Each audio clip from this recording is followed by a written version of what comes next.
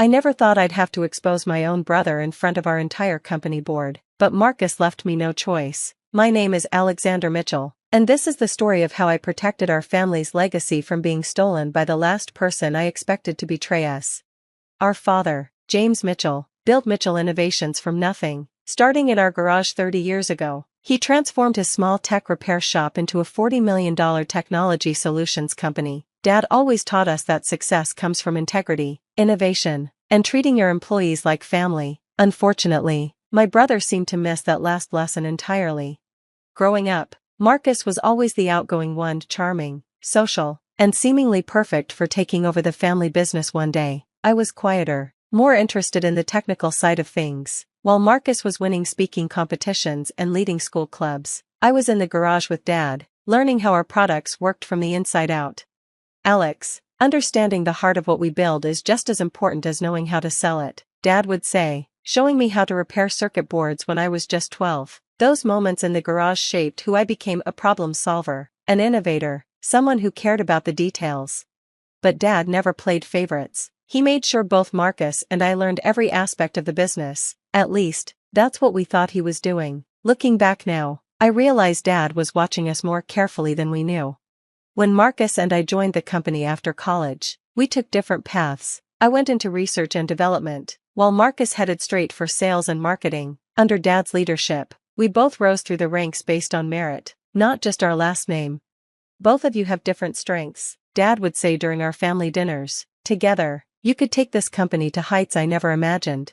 Everything changed 6 months ago when Dad was diagnosed with aggressive pancreatic cancer. The doctors gave him 3 months at most. Instead of spending his remaining time in a hospital, Dad chose to work until the end, making sure everything was in order. One evening, about a week after his diagnosis, Dad called me to his home office. He looked tired but determined. "Alex, I need you to do something for me," he said, pulling out a small black device. "This is a recording device. I want you to keep it with you during all company meetings for the next few months. Don't tell anyone about it, not even Marcus." I was confused but agreed. Dad had never steered me wrong before. "Trust me, son," he said, squeezing my shoulder. "Sometimes the truth needs a witness." Over the next 2 months, I recorded every meeting as Dad requested. Most were routine budget discussions, product launches, strategy sessions. Marcus was becoming more assertive in these meetings, often talking over others and pushing his agenda. I noticed Dad watching him carefully but saying nothing. Then, 3 weeks before Dad passed away, something strange happened. Marcus started having private meetings with board members, always one-on-one. I caught snippets of conversations about restructuring and new direction. Dad seemed to know something was happening, but he just nodded when I tried to bring it up. "Keep recording, Alex," was all he'd say. "Everything will become clear when it needs to."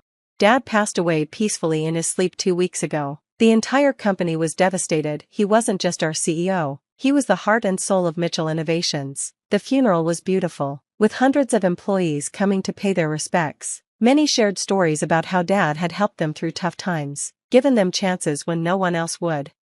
That's when Marcus started changing. It was subtle at first, taking over Dad's office without discussion, rescheduling meetings without consulting anyone, making decisions unilaterally. Then came the rumors about massive layoffs and selling off our research division, the division I led.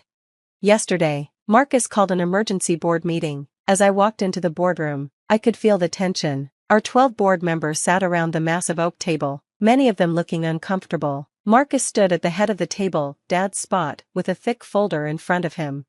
"Thank you all for coming," Marcus began, his voice dripping with artificial sympathy. "As we all continue to mourn our father's passing, we must also look to the future of Mitchell Innovations. That's why I've called this meeting." He opened the folder and started passing out documents. 2 weeks before his death, Dad signed new corporate documents. As his eldest son and the one he trusted most, he left me in complete control of the company. "These papers give me full voting rights and executive power." The board members started murmuring. Looking through the documents, I felt my heart race but remembered the recording device in my pocket. Dad's words echoed in my mind, "Everything will become clear when it needs to." Furthermore, Marcus continued, "I've developed a strategic plan to streamline our operations. We'll be selling off the research division and focusing entirely on sales and distribution. It's what Dad wanted, to maximize profitability." That's when I knew I had to act. Dad would never have wanted to sell off RD, it was the innovation heart of our company. I stood up slowly, pulling out my phone. Before we continue, I think we should hear what Dad really wanted, I said, connecting my phone to the projector. Marcus, would you like to explain these recordings, or should I play them? Marcus's confident smile faltered slightly. What recordings? This is hardly the time for dash. I pressed play. The screen came to life with footage from 2 months ago. Marcus in Dad's office, thinking they were alone. Come on, Dad, you need to sign these papers now. Marcus's voice rang out. You're sick. Let me take control before it's too late. Dad's tired but firm voice replied. No, Marcus, this company needs both you and your brother. I've already made arrangements. Alex? He's a glorified technician. He doesn't understand business like I do. Just sign the papers. Nobody needs to know about this conversation. The board watched in shocked silence as the recording continued, showing Marcus becoming increasingly aggressive, even threatening to contest any will or company structure that didn't put him in complete control. But that wasn't the most damaging recording. I played another from last week. Marcus meeting with our biggest competitor, discussing selling them our proprietary technology at a fraction of its value in exchange for a personal kickback. The boardroom erupted in chaos. Marcus lunged for my phone, but our head of security, who I'd quietly asked to attend, stopped him. This is all fake, Marcus shouted. He's doctored these recordings. I pulled out another device from my pocket, the original recorder Dad had given me. This is the source. Marcus, Dad knew what you were planning. He wanted the truth to come out. The board chairman, Mr. Peterson, stood up. I think we need to call an immediate vote. These recordings show clear attempts at corporate fraud and breach of fiduciary duty. You can't do this, Marcus sputtered. I have signed documents. Actually, I said, pulling out one final envelope. Dad left these with his lawyer. They're the real company succession documents, witnessed and notarized 3 months ago. He left joint leadership to both of us. Marcus, he wanted us to work together. The next hour was intense. The board voted unanimously to suspend Marcus pending a full investigation. Security escorted him from the building, his threats of lawsuits echoing down the hallway. As the boardroom cleared out, Mr. Peterson approached me. Your father told me to give you this after the truth came out, he said, handing me a sealed letter. I opened it with trembling hands. Dear Alex, if you're reading this, then you've discovered what your brother was planning. I'm sorry I had to put you in this position, but I needed to know if Marcus would choose integrity or greed when tested. You've always understood that Mitchell Innovations is more than just profits, it's about innovation, people, and doing what's right. I've watched you both since you were boys. While Marcus learned to charm and manipulate, you learned to build and create. The recording device wasn't just to catch your brother's schemes, it was to prove to the board that you have the wisdom to lead. The company needs both technical innovation and business acumen to succeed. I hoped Marcus would understand this, but he chose a different path. Now it's up to you to find the right partners to move forward. Remember what I taught you in the garage, success isn't just about what you build, but why you build it, led with integrity, innovation, and compassion. I'm proud of you, son. Love, Dad. The aftermath of the board meeting was intense. News of Marcus's attempted takeover and subsequent removal spread quickly through the company. Many employees came forward with stories of his recent inappropriate behavior and attempts to bully them into supporting his plans. The investigation revealed that Marcus had been planning this for months. He had forged documents, manipulated financial records, and even tried to bribe several board members. The evidence was overwhelming, and the board voted to terminate his employment permanently. But the hardest part wasn't the legal battles or restructuring the company, it was dealing with the personal betrayal. Marcus was my brother, and despite everything, part of me still hoped he would realize his mistakes and make amends. Instead, he launched a vicious media campaign, claiming I had orchestrated a coup against him. He hired expensive lawyers and tried to challenge everything in court, but Dad's foresight with the recordings and documentation meant every case was dismissed. 1 year has passed since that dramatic board meeting. Mitchell Innovations has grown stronger than ever. We've expanded our research division, launched 3 new product lines, and our employee satisfaction rates are at an all-time high. I often think about those days in the garage with Dad, learning not just about technology, but about values. He knew that the real threat to his legacy might come from within our own family, and he prepared for it with the same careful attention to detail he gave to everything else. Marcus eventually gave up his legal battles and moved across the country. Last I heard, he was trying to start his own company, but investors were wary given his history. Sometimes I wonder if he ever understood what Dad was trying to teach us, that true success comes from building something meaningful, not just profitable. The recording device sits in a frame on my office wall now, next to Dad's old workbench tools from the garage. It's a reminder that sometimes the quietest person in the room is the one you should watch most carefully, and that truth has a way of coming out when it needs to. We've instituted new company policies focusing on transparency and ethical business practices. Every major decision is now reviewed by an ethics committee that includes employees from all levels of the company. Dad would have loved that. He always said our employees were our greatest asset.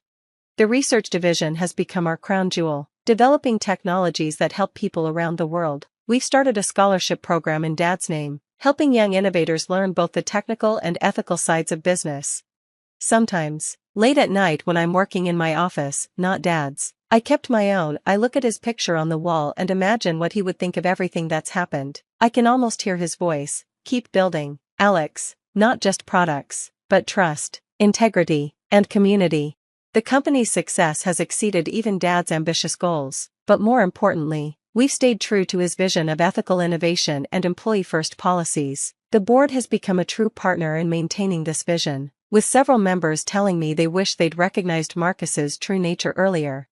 Last week, we hosted our annual company picnic, a tradition Dad started when the company was just 10 people in a garage. Now, with over 500 employees and their families attending, it's quite an event. As I watched children playing, colleagues laughing together, and teams collaborating on fun projects, I realized this was Dad's true legacy, not just a successful company, but a community.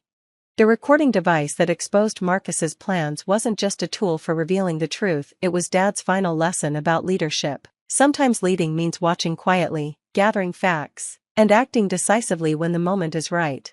We've maintained the Mitchell family name on the company, but it now stands for something bigger than just our family. It represents the values Dad instilled: integrity, innovation, and treating everyone like family, real family, not the kind that tries to steal what isn't theirs. The garage where it all started has been preserved as a museum of sorts, showing employees and visitors where Mitchell Innovations began. Dad's old workbench is still there, complete with the burn marks from my first attempts at soldering. It reminds everyone that great things can come from humble beginnings, as long as you build them on a foundation of truth and integrity. As for me, I've learned that leadership isn't about being the loudest or most charismatic person in the room. It's about staying true to your values, protecting what matters, and ensuring that success is measured not just in dollars, but in the lives you improve along the way. Dad's final gift wasn't just the company or the recordings that saved it. It was the lesson that true leadership means being willing to stand up for what's right, even when it means standing against your own family. Marcus never understood that, but I carry it with me every day. The future of Mitchell Innovations is brighter than ever, built on the foundation Dad created and protected by the truth he helped reveal. Every time I walk into our research lab or see our products helping people, I know we're continuing his legacy the right way. And that recording device on my wall? It's not just a reminder of how we exposed the truth, it's a symbol of Dad's wisdom in knowing that sometimes the best way to protect what matters is to let the truth speak for itself.